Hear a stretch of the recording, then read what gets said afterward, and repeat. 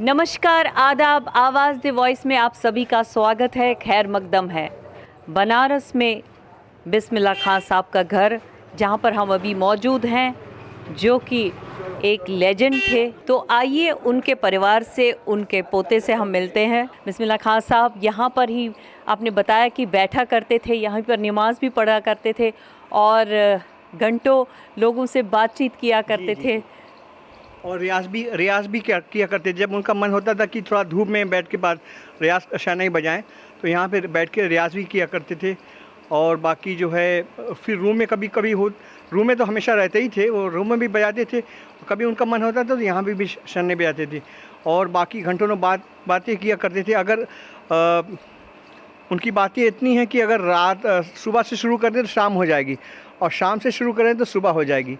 इतनी उनकी यादें हैं, इतनी कहानी इतनी है। और इसी में सारी ज़िंदगी छत पे काटा है, इतनी सी जगह है। और उनका रूम देखिएगा तो एकदम सादगी से उनका रूम है। सिंपल सी उनकी लाइफ थी, उससे ज़िंदगी थी, और वैसे ही उनका रूम है, वैसे ही उसी रूम में पूरी ज़िंदगी काटे हैं दादाजी। आपको अभी हम चल के दिखाएंगे उनका रूम, जो कि उसी रूम में पूरी ज़िंदगी काटे हैं दादाजी। मैं अपने दादाजी के 5 बेटे थे। उस 5 बेटे में से मैं दूसरे बेटे का बेटा हूँ। मेरे फादर का नाम नैयर हुसैन बिस्मिल्लाह था। और ये आपके आपके बेटे, ये तो उनके परपोते हुए। हाँ, उनके दादाजी के ये परपोते हुए। दादाजी के ये बिस्मिल्लाह खान साहब के ये परपोते हुए। आपका नाम? मोहम्मद हुसैन रज़ा। जोर से बोलो। मोहम्मद हुसैन रज़ा। जी जी। तो आप भी शहनाई वादक सीखते हैं? जी जी, हाँ। सिखा रहे हैं इनको हम। अभी ये स्कूल में पढ़ रहे हैं, पढ़ने के साथ साथ इनको ट्रेनिंग भी दे रहे हैं जी। और बहुत सी उनकी यादें हैं। और इसी में दादाजी छत पे हम चलते हैं दादाजी के रूम में।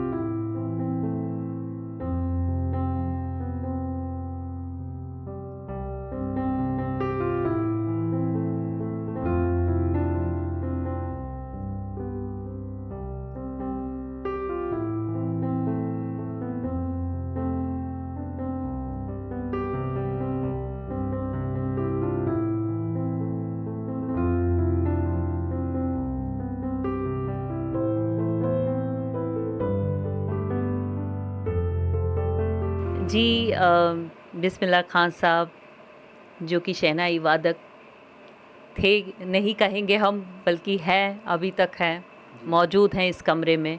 और उनके जो ग्रैंडसन हैं, उनसे हम बातचीत कर रहे हैं। तो सबसे पहले हम उनसे पूछेंगे कि जब आप पैदा हुए तो आपने कैसा माहौल देखा? हाँ, तो मतलब जब हम धीरे धीरे बड़े होने लगे, तो दादाजी नीचे रूम था जहाँ पे मेन बैठक है उनका, वो वहाँ पे सब लोग आया करते थे, दादाजी से मिलते थे, उन सारे बातें हुआ करती। दादाजी उसमें रियाज भी करते थे। ये हमने देखा, मतलब अपनी ज़िंदगी में। वो 2-3 घंटा, मेरे फादर थे, मेरे अंकल थे, मेरे चाचा तबला बजाते हैं छोटे वाले, तो वो लोग सब लोग रियाज बैठ के नीचे करते थे। और उनके ग्रुप के सब लोग आ जाते थे, 2-3 घंटा रियाज करते थे। और उसमें सुबह का राग भैरव है, तोड़ी है, और मतलब भैरवी है, ये सब दादाजी बजाते थे। जो हम लोग तो मतलब उसको छोटे से थे, तो आना जाना करते थे, कभी इधर कभी उधर, कभी ऊपर कभी नीचे या करते थे। तो उनका साउंड जो है दादाजी का मेरे कानों में हमेशा गूंजता था। जो सुबह दादाजी तोड़ी बजाते थे, तोड़ी आज भी हमारे कान में बसी हुई है। जब दादाजी अपने मतलब मूड में आते थे, पूरा मतलब मूड में आके जब सब लोग उसी रागों में डूब जाते थे, तो भीड़ लग जाती थी। इतना माहौल बन जाता था कि लोग सुनने लगते थे, कुछ बोलते नहीं थे, खड़े हो जाते थे। जो नीचे बैठक थी उसमें जो जाली थी, खिड़की थी, खिड़की में लोग आगे खड़े होकर बस चुप से सुनने लगते थे। कोई किसी से बोलता नहीं था। बस दादाजी का मतलब जो मतलब रिहर्सल है, मतलब रियाज है, वही सुनते थे। उसमें तोड़ी बजाते थे। और वो हम हल्का से एक झलक आपको दिखाना चाहेंगे, बस सुनाना चाहेंगे कि सा रे गा रे सा रे गा मा गा रे सा रे गा मा दामा गा रे सा रे गा मा दा ने दा मा गा रे सा रे गा मा दा ने सा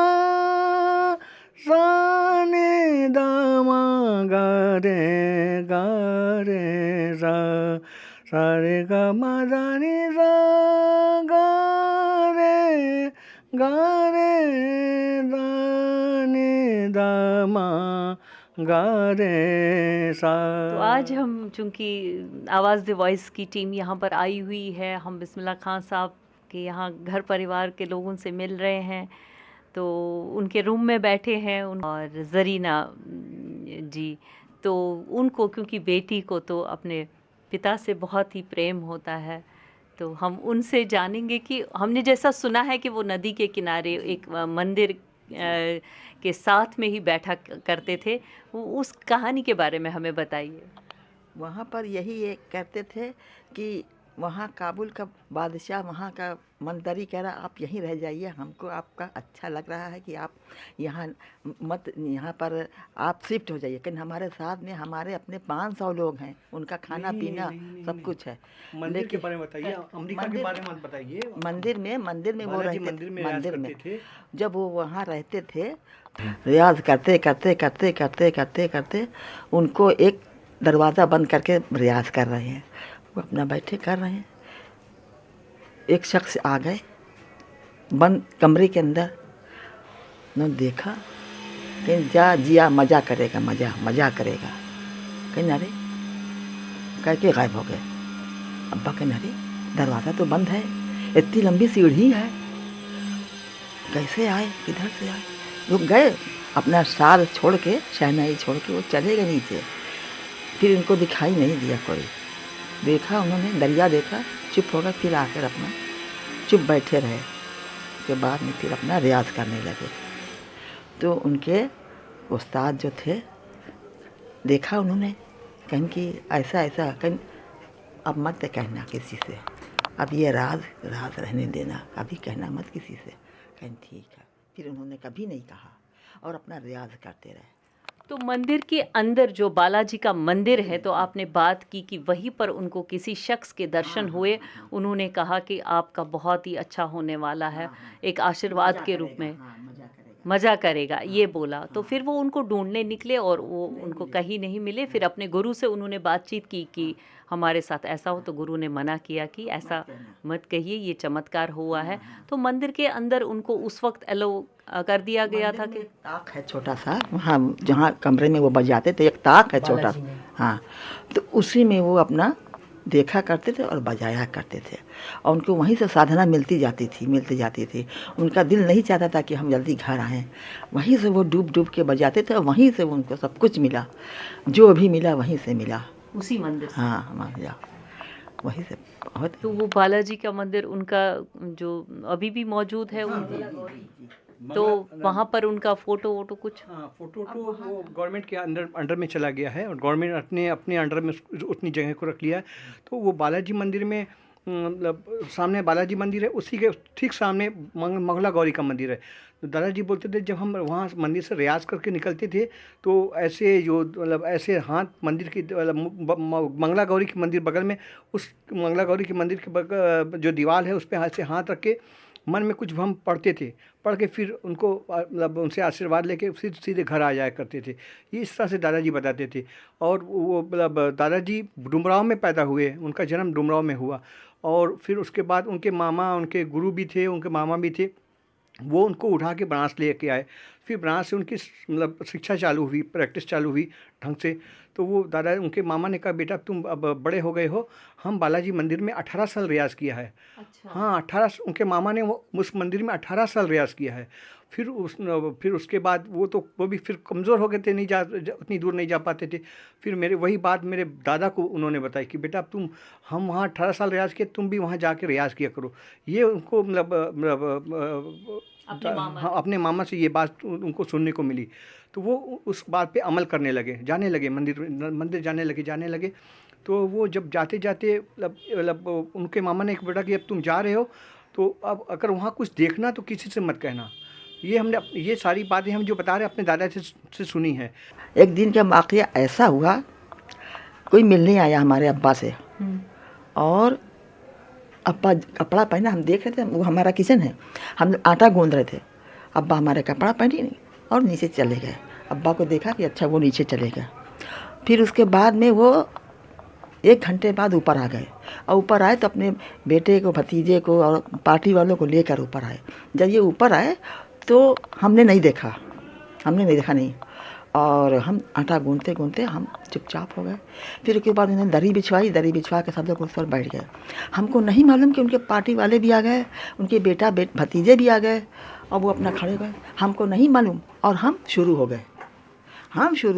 लागी चरण तुम्हारे, लागी चरण तुम्हारे, ख्वाजा मायूनुद्दीन, ख्वाजा मायूनुद्दीन, लागी चरण तुम्हारे, हमारी अरज सुन हिंद के वली तुम, हमारी अरज सुन हिंद के वली तुम, आस लगा के आई शरण तुम, ख्वाजा मायूनुद्दीन, लागी चरण तुम। तो अब्बा हमारा सुन रहे थे, कहन ये कौन गा रहा, कहन ये लोग बड़े समझते हुए, कहन कि जरीन, कहन ये जूता उठाओ और अपने चेहरे पर मार लो। उसको रोटी पकाते पकाते समझ में आ गया, इतने अच्छे से हम तुम लोग को लेसन दे रहे हैं लेकिन तुम लोग को समझ में नहीं आ रहा। उसको देखो रोटी पकाते पकाते, बर्तन मांजते पकाते समझ में आ गया, लेकिन तुम लोग, अब हम क्या बताएं। कुछ ऐसी यादें हैं कि जो भूल भी गए हैं, कुछ यादें आती हैं जो चुप रहते आह निकलती है घर से, हमारे दिल से, कि जो आराम हमारे बाप ने हम लोगों को दिया है, अब वो आराम को ख़ानदान के लोग टूटे पड़े हैं कि कैसे नोच लें इन लोगों का आराम ही ना मिले इन लोगों को, ऐसा। अब उनके जाने के बाद ऐसी बदतमीज़ी लोग कर रहे हैं ख़ानदान के लोग कि हम लोग का जीना दूभर हो रहा। हाँ, इतनी इज्जत मिली, हाँ, लेजेंड थे जब वो। सब लोग मर गए, सब मर गए, बाप मर गया, शौहर मर गया, भाई मर गया, भतीजा मर गया, तब ये लोग उनकी गैर मौजूदगी में, कि अब तो बच्चे हैं, अब तो कोई ये मैदान साफ है, अब चलो इनके ऊपर मुकदमा दायर कर दिया। रिलेशन के लोग, हाँ, रिलेशन के लिए मुकदमा दायर कर दिया। अब बताइए, घर देखें या अपना रोजी रोटी देखें या पेट भरे कि मुकदमा देखें, ये हो रहा है। अब ये हालत है, रात की नींद, दिन का तो चैन सरकार से आपको कुछ सरकार से कुछ नहीं। अब्बा को मरे हुए कितना दिन हो गया। अब जब इंतकाल हुआ था तो यही कह रहे थे कि खान साहब के परिवार के साथ पूरा हिंदुस्तान है, तसल्ली तशब्बी भी, मगर कोई आया नहीं, अमल में कोई नहीं आया। इंतज़ार ही करते करते सारे लोग मर के चले गए थे, एकदम चले गए, एकदम कोई नहीं है, कुछ नहीं। यही से दिल रोता है कि हमारे अब्बा कितना करते रहे, और देखिए ये हालत है उनके मरने के। सभी ने कहा हाँ ऐसा होगा, ऐसा देगा, ये मदद करेंगे, ये मदद करेंगे, कोई नहीं सामने आया। और क्या शौक़ था उनको, बस यही उनका अपने शौक़ से ये वो रहते थे कि अपना नमाज़ पढ़ना, खाना खाना, टाइम से चाय पीना। सा नि धा पा मा गा रे सा, सा रे गा मा पा धा नि धा, सा नि धा पा मा गा रे सा, दा न दा न दा दा, दा दा दा दा दा दा दा, दा दा दा न दा दा, दा दा दा दा दा दा दा, दा न दा न दा दा, दा दा दा दा दा दा, दा दा दा दा दा, दा दा दा दा दा। आप बजाएंगे?